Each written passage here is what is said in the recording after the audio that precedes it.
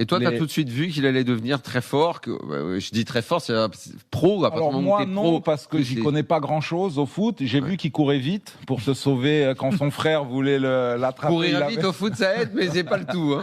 Ça aide bien. Et ensuite, on a eu quand même des petits signes. Par exemple, j'étais en Sardaigne dans un hôtel où il y avait des entraîneurs de Chelsea qui étaient là. Et puis, il y a un entraîneur qui s'est rapproché de nous et qui nous a dit, ce petit, il a vraiment quelque chose. Et quel âge il avait à ce moment-là? Il avait 10 ans. Ah ouais. Et il jouait au foot, il jouait bien, ça se voyait. Ouais. Et surtout, il aimait ça, c'est-à-dire il se lâchait jamais, alors que ses frères regardaient les dessins animés. Lui, c'était Ronaldinho ou ce que faisaient les joueurs. Il regardait sans arrêt du foot. Et jusqu'à aujourd'hui, ça lui arrive à Rome, il a un petit terrain de foot chez lui à la maison. Le soir, à 11h30, il allume les lumières pour jouer, ou je sais pas, pour essayer. Ouais. Il est mordu. Il est vraiment...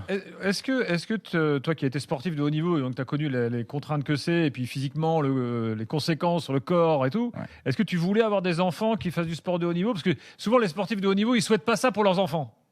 Alors, parce que le tennis, je connais vraiment exactement comment ça se passe et je sais que c'est très dur. Donc, dans ma tête, je me disais que jouer au foot, ça serait plus facile. Mais ça ne l'est pas parce qu'aujourd'hui, on voit, il a déjà eu beaucoup de blessures. À chaque match, il y a énormément de chocs. Il n'a que 24 ans. Hein. Voilà, c'est assez violent. Mais non, moi, j'étais content qu'il choisisse. D'ailleurs, son frère, son jeune frère faisait de l'aviron aussi dans une filiale, dans un pôle France à Nancy, donc de très haut niveau. Et j'étais heureux pour eux parce qu'on voit aujourd'hui qu'il y a énormément de dérives pour les jeunes. Donc le fait qu'ils soient passionnés par du sport comme ça, je pouvais que les encourager. Et bon, le foot, c'est vraiment lui qui a choisi parce que moi, je suivais comme ça un peu de loin le foot, mais j'ai jamais été un passionné de football. Donc ça vient vraiment de lui. Et maintenant, tu regardes les matchs de la Roma? Ah ben ouais, là, je suis devenu un tacticien maintenant. Il est bon. T'arrives à voir qu'il est bon. Alors, le thermomètre, c'est les frères qui sont très durs avec lui. Et généralement, c'est très rare. Lui-même, je crois que ça a dû arriver depuis 4 ans qu'il est professionnel. Il y a une fois où il a dû sortir du terrain en étant satisfait. Il y a toujours quelque chose qui ne va pas. Voilà. Là, c'est un peu une marque de fabrique déjà des gens qui veulent progresser et qui ne se satisfont pas de ce qu'ils ont. Quoi. Ah ouais, c'est très rare qu'il est sorti d'un match avec le sourire aux lèvres. Et bon, cette année a été un peu particulière parce qu'il jouait pas beaucoup aussi en Italie, donc ça a été dur pour lui. Mais voilà, Il regrette pas son choix de la Roma?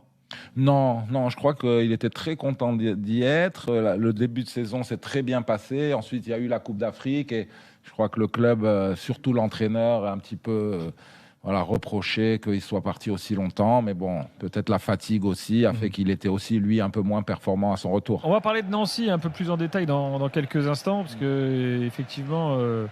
il est passé par Nancy, Neil, il y a eu Lens. Alors quand il a explosé à Lens, nous on s'attendait à ce qu'il reste un petit peu. Et puis il est parti finalement, il a fait 2 saisons à Lens. Donc il y a eu des opportunités comme ça. Tu regardes ce qu'il fait, tu donnes des conseils, tu es attentif? Alors, pas trop. Si, bien sûr. Nous, l'idéal, ça serait que ça soit Neil qui choisisse, qu'il puisse avoir le choix du roi, qu'il y ait plusieurs clubs qui s'intéressent à lui et qui fasse lui son choix parce qu'il connaît vraiment exactement comment fonctionnent tous les clubs. Donc il y a eu ce transfert à Monaco qui a été avorté à cause de son genou. Après sa première année déjà. Bon, je crois que le football aujourd'hui c'est ça. Quand il y a un bon joueur, les années de contrat signées n'importent peu du moment que le club s'y retrouve avec une belle somme.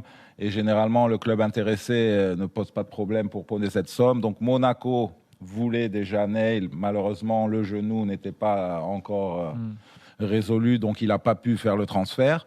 Et l'année d'après, c'est Rome qui est venu et qui a proposé d'acheter Neil. Donc comment ça se passe? C'est que le club d'abord sonde un peu le joueur.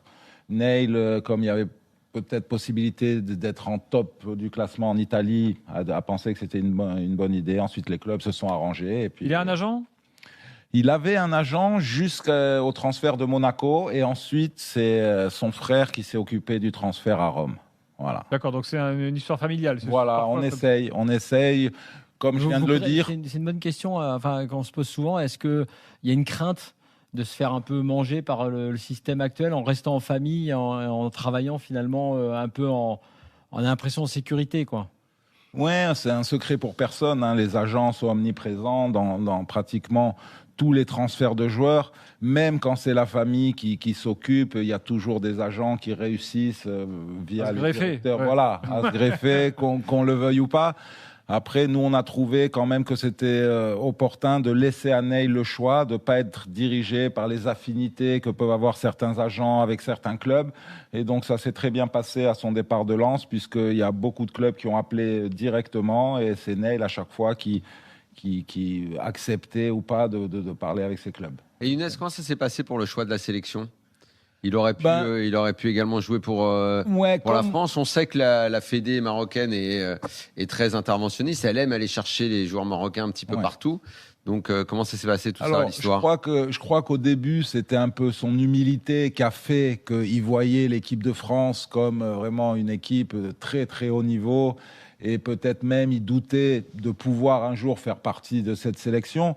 Donc assez tôt quand même, il avait fait un match en U20 avec l'équipe du Maroc, des matchs amicaux avec les U20. Donc à Nancy, comme on l'a dit tout à l'heure, il y a beaucoup de Marocains. Donc il était entouré de compagnons marocains aussi dans l'équipe. Donc sûrement entre eux, ils ont décidé de représenter le Maroc.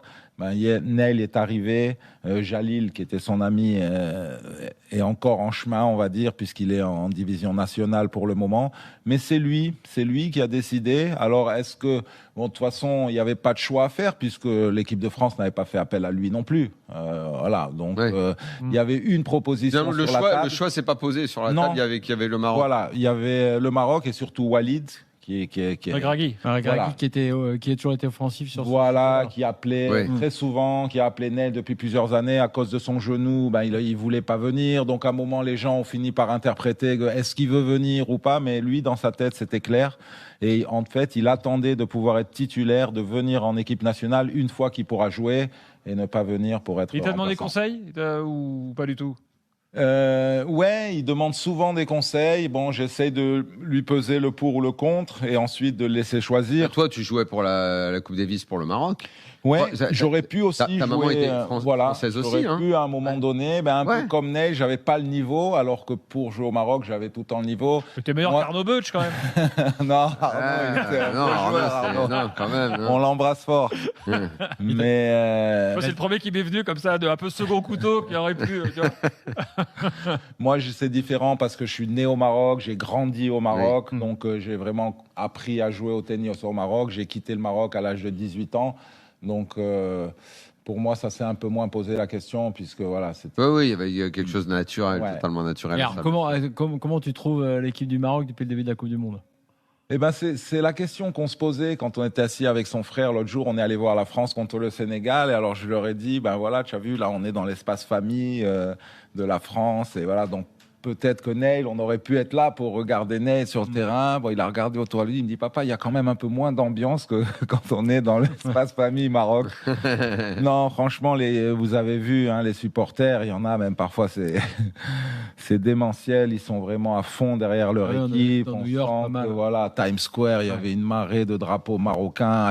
Ils ont fait un match amical contre la Norvège.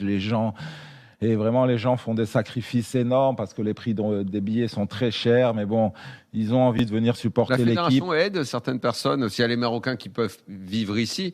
Mais est-ce qu'il y en a qui viennent du Maroc parce que ça fait cher ? Je pense qu'ils ont, avec la Royal Air Maroc, fait des prix, des charters pour faire des allers-retours avec le billet inclus pour que les gens puissent venir. Pour être soutenus.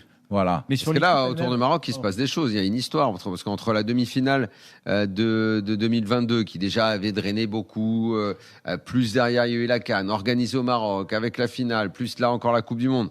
La sélection, elle suscite beaucoup de passion en ce moment. Non, c'est clair, et je crois que c'est les joueurs qui font ça. Aujourd'hui, on a un joueur qui est au Paris Saint-Germain, Hakimi, qui a gagné la Champions League. Il y a des joueurs au Real Madrid.